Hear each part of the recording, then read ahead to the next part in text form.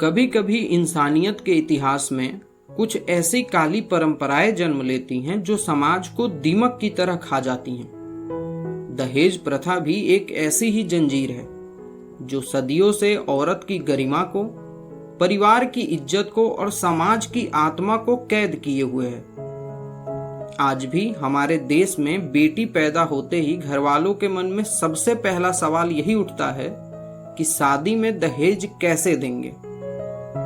यह सवाल सिर्फ एक रस्म का नहीं बल्कि इंसानियत की सोच का आईना है।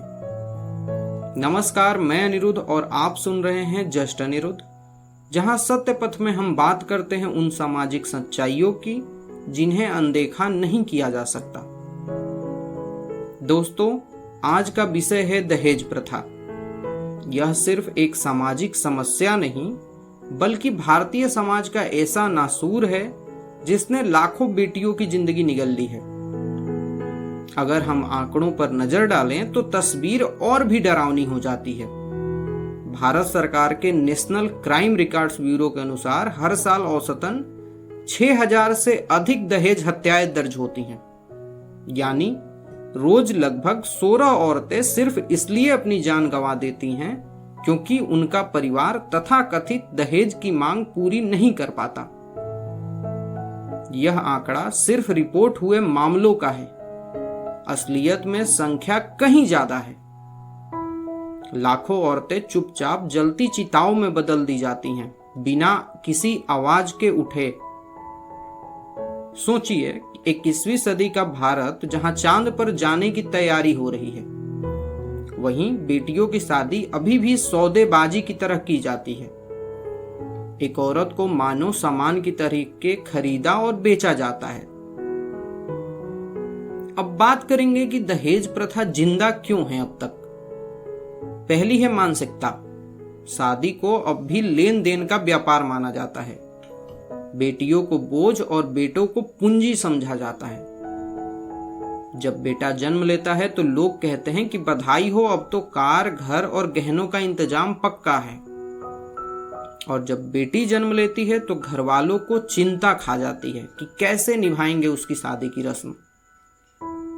यही सोच दहेज प्रथा को जिंदा रखती है।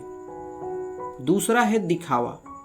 लोग कहते हैं कि हम दहेज नहीं लेते, लेकिन शादी के वक्त वही लोग शानो शौकत और उपहार के नाम पर लाखों का दबाव बनाते हैं, कभी सीधे कभी छिपे तरीके से।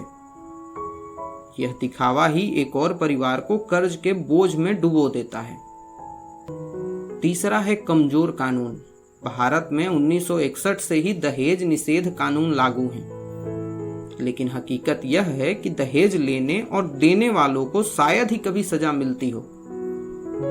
केस सालों तक कोर्ट में खींचते रहते हैं और पीड़ित परिवार टूट जाता है।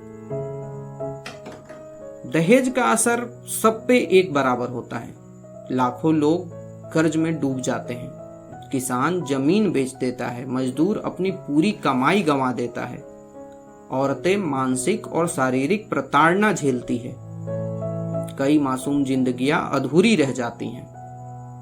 धीरे धीरे समाज में यह डर फैल जाता है कि बेटी पैदा होना ही बोझ लगने लगता है।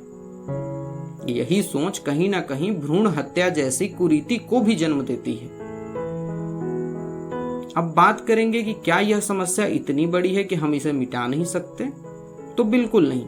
समाधान हमारे भीतर ही है। सबसे पहले जरूरी है कि हम बेटियों को बोझ नहीं बल्कि आशीर्वाद समझें। जब तक यह सोच नहीं बदलेगी तब तक कोई कानून, कोई आंदोलन, कोई नारा काम नहीं करेगा। दूसरा कि हमें अपने बच्चों को सिखाना होगा कि शादी समझौता नहीं है, शादी एक साझेदारी है, और साझेदारी पैसों से नहीं प्यार और सम्मान से निभाई जाती है। दहेज लेने वाले परिवारों को समाज में सम्मान नहीं बल्कि शर्मिंदगी मिलनी चाहिए। जैसे शराब पीकर गाड़ी चलाने पर लोग डरते हैं, वैसे ही दहेज लेने पर भी डर होना चाहिए कि कानून की पकड़ में आ जाओगे। गांव, मोहल्ला, समाज सबको मिलकर यह ठानना होगा कि दहेज मुक्त शादियां ही होंगी। जब समाज खुद ही ना कह देगा तो दहेज मांगने वालों की हिम्मत टूट जाएगी। और अंतिम चीज कि शिक्षा ही सबसे बड़ी हथियार है। जब लड़कियां पढ़ेंगी, आत्मनिर्भर बनेंगी, तो उन्हें कोई वस्तु की तरह खरीद नहीं पाएगा। और जब लड़के यह समझेंगे कि पत्नी कोई खरीदी गई वस्तु नहीं बल्कि जीवन संगनी है, तभी यह सोच बदलेगी।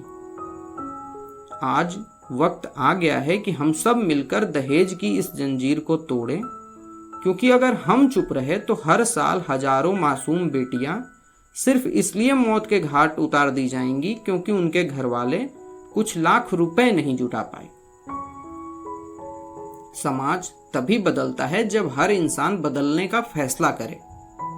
आज अगर आप यह प्रण लें कि न दहेज देंगे, न लेंगे और अपने बच्चों को भी यही सिखाएंगे, तो यह काली परंपरा मिट सकती है और यही बदलाव होगा असली इंसानियत।